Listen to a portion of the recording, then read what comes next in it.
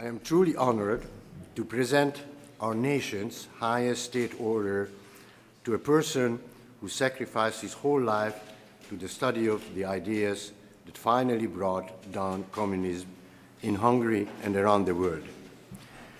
We Hungarians, a nation of freedom fighters, recognize our fellow freedom fighters, and Dr. Lee Edwards is truly one of them. He has been an apologetic anti-communist throughout his whole life. He is one of the most prolific historians of the movements that fought fiercely against communism, having written or authored almost 24 books, from the biography of the movement itself to the biography of its leaders. His writings are lucid and elevating, inspirational and reflective. In one word, essential. But Lee Edwards is no closet historian. He has been a mover and shaker of the anti-communist movement in America from the time when he was a founding member of the Young Americans for Freedom to his activism culminating in the establishment of the Victims of Communism Memorial Foundation exactly 20 years ago, a landmark which we celebrate together today. Established by an unanimous act of Congress and signed into law by President Bill Clinton, Victims of Communist Foundation has been the institution that called for eternal vigilance against communism. The work of the foundation under the leadership of Dr. Edwards included major milestones, like the erection of world's only memorial dedicated to all victims of communism that we saw this morning, which this year was honored by a record number of 18 embassies, a virtual exhibit available on the internet, visited by millions, on the other hand, around the world, on the gulags and the crimes of the perpetrators of the communist dictatorship in the world, and a national curriculum on communism, which is now used by public and private scholars across America, ensuring that the horrors of the communist ideology will never fade away from the conscience of generations to come. Thanks to the leadership and the vision of Dr. Edwards, the Foundation has set out a historic mission of erecting a museum remembering the victims of communism in Washington, D.C., which will no doubt be a remarkable testimony to the indispensable work but the Foundation has already done.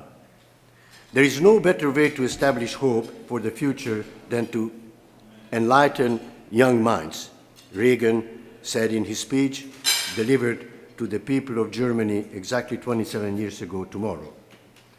Dr. Edwards, on behalf of the government of Hungary, I would like to thank you for committing your life to fighting for freedom, not only for Americans and not only for the generations of this generation, but for the freedom-loving nations around the world and generations to come.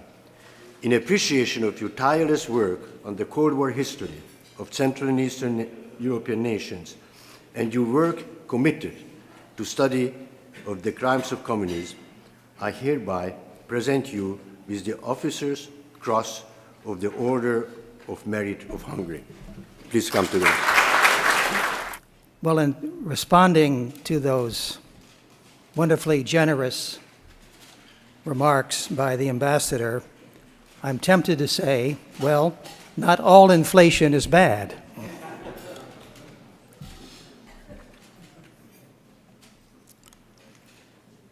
There are many important European milestones in the Cold War, ranging from the erection of the Berlin Wall in 1961 and the Prague Spring of 1968 to the Solidarity Strike of 1980 and Ronald Reagan's 1987 challenge to Mr. Gorbachev to tear down this wall. All of them had their impact on the most protracted conflict of the 20th century, but in my opinion, one event stands out, and that's the Hungarian Revolution of 1956. Certainly, it had the greatest influence on me personally. I would not be here today and receiving this signal honor except for the Hungarian Revolution. And let me explain why. I was a graduate student at the Sorbonne in Paris in the fall of 1956, studying French literature and history, attending class now and again, but doing most of my research in the clubs and caves of the left bank.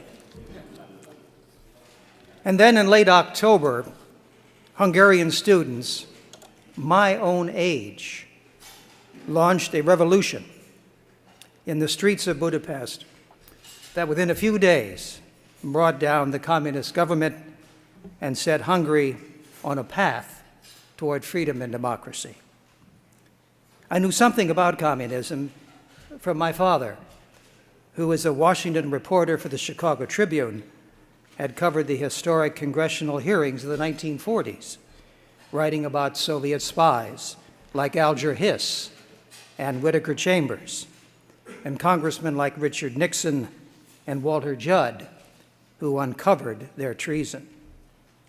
I had read the life stories of Lenin and Stalin, who relied on the Lubyanka and the Gulag to seize and hold on to power.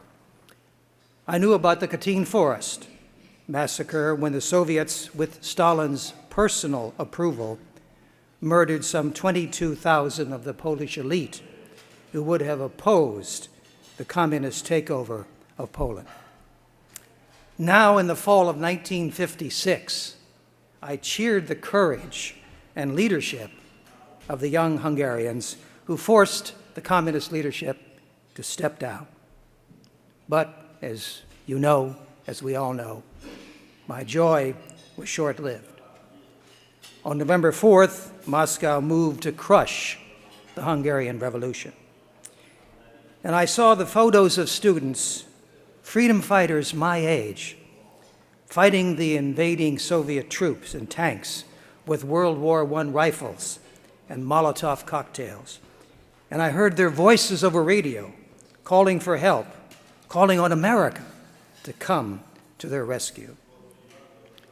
I waited in vain for the U.S. government, my government, to take action.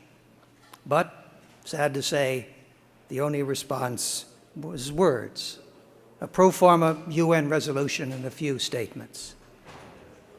And I wondered, maybe I should strap on my trusty six-shooters and ride to the rescue.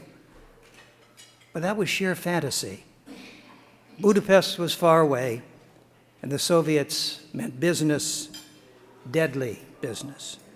I was angry at my government, which headed the most powerful nation in the world, for its inaction. Although Radio Free Europe, a U.S. front, had encouraged Hungary to rebel. And I felt ashamed, personally ashamed, because I did nothing. And I resolved then and there, for the rest of my life, I would do whatever I could to oppose communism and help those who resisted it.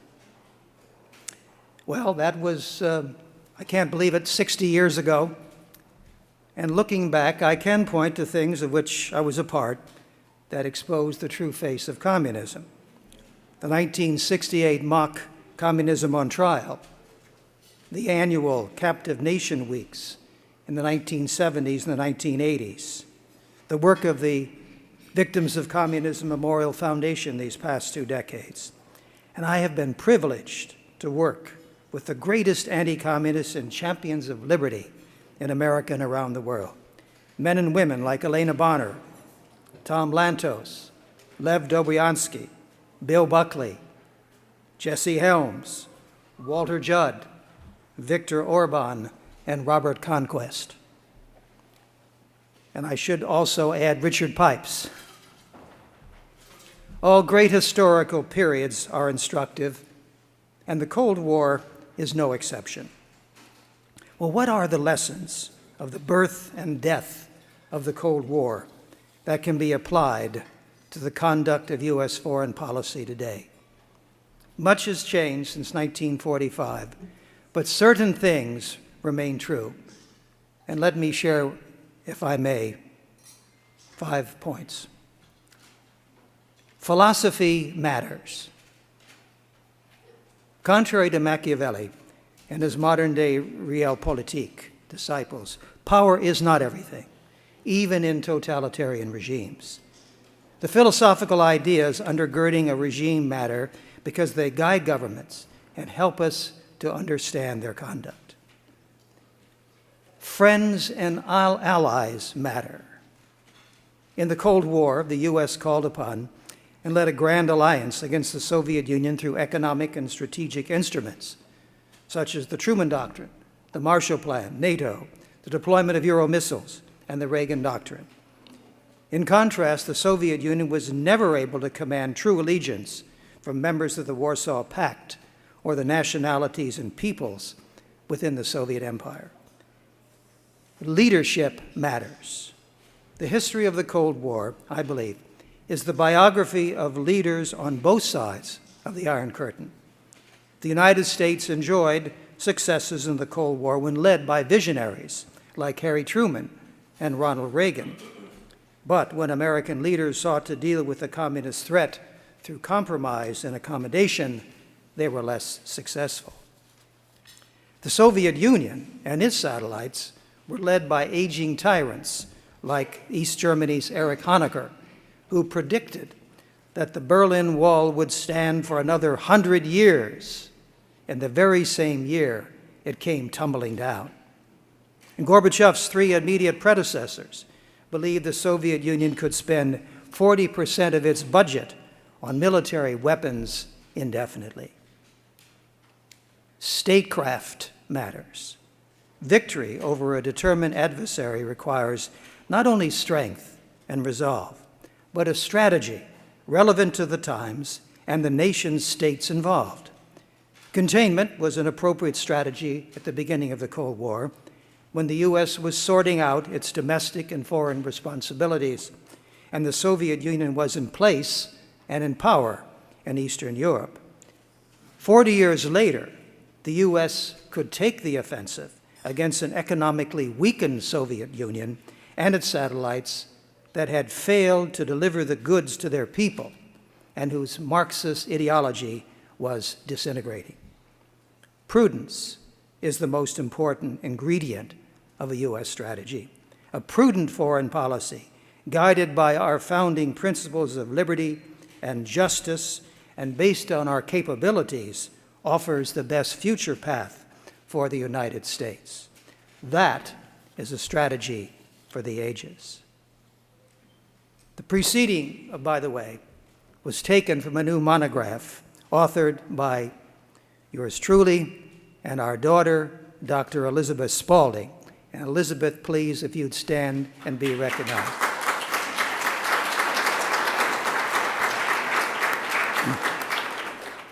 And copies will be available at the afternoon panel just down the hallway here. As I said this morning at the memorial, our Jewish brothers and sisters understand what is at stake. They understand that history must not be forgotten, lest it be repeated. They keep reminding the world of the Holocaust, insisting never again.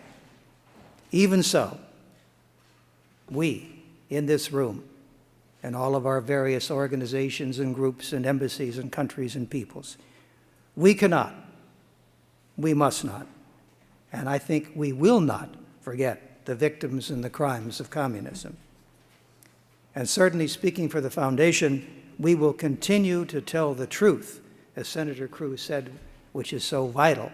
We will continue to tell the truth about Tiananmen Square and the Gulag and the Isle of Pines and the killing fields of Cambodia and the boat people of Vietnam. Let us resolve, you and I, all of us, that never again will we allow so evil a tyranny as communism to terrorize and subjugate the peoples and nations of the world. Thank you very much.